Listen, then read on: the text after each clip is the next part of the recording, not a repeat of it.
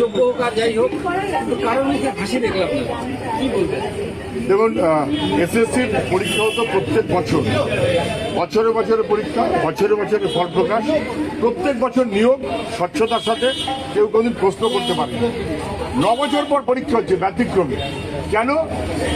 যোগ্যদেরকে চাকরি খারিজ করিয়ে অযোগ্যদের পাশে সরকার দাঁড়িয়ে এসএসসিকে দিয়ে আরেকবার পরীক্ষার যে ব্যবস্থা করলো, এটাতে ছাত্রছাত্রী কোনো ভরসা পাচ্ছে না। এতৎসত্ত্বেও আমি ছাত্রদের শুভেচ্ছা জানাই, অন্তত ওদের ফল ভালো হোক আশা করি।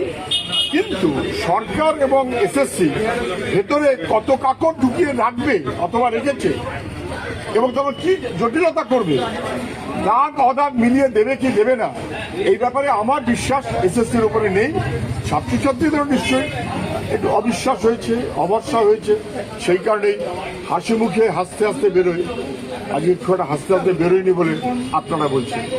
ইতিমধ্যে আবার একটু অভিযোগ উঠছে যে প্রশ্ন বিক্রি হতে পারে ইত্যাদি ইত্যাদি। দেখুন, প্রশ্ন বিক্রি হয়েছে কিনা আমি জানি না, কিন্তু বিরোধী দলনেতা তিনি বলেছেন প্রশ্ন বিক্রির কথা। তবে এটা আমাদের চাইতে বিরোধী দলনেতা বেশি জানবেন, তিনি তো তৃণমূলের বড় নেতা ছিলেন। প্রশ্ন বিক্রি গতবার যখন হয়েছে অথবা দুর্নীতি যা হয়েছে তখন তিনি তৃণমূলের শরিক, মানে তিনি জানেন ভেতরে ভেতরে গন্ডগোল কি আছে, কিন্তু প্রচুর কালা আছে, এ নিয়ে কোনো সন্দেহ নেই। পরীক্ষা তো হলো, এরপর পরীক্ষা হলো, রেজাল্ট বেরো স্বচ্ছতার সাথে, যেন ট্রান্সপারেন্সি নিয়ে কোনো কোয়েশ্চেন না ওঠে। শিক্ষিত যুবক যোগ্য মেধার ভিত্তিতে তাদের কাজ, এইখানে আর যেন কম্প্রোমাইজ না করে। যা 12টা বাজে আমার বাজিয়েছে, আর যেন 14টা না বাজে।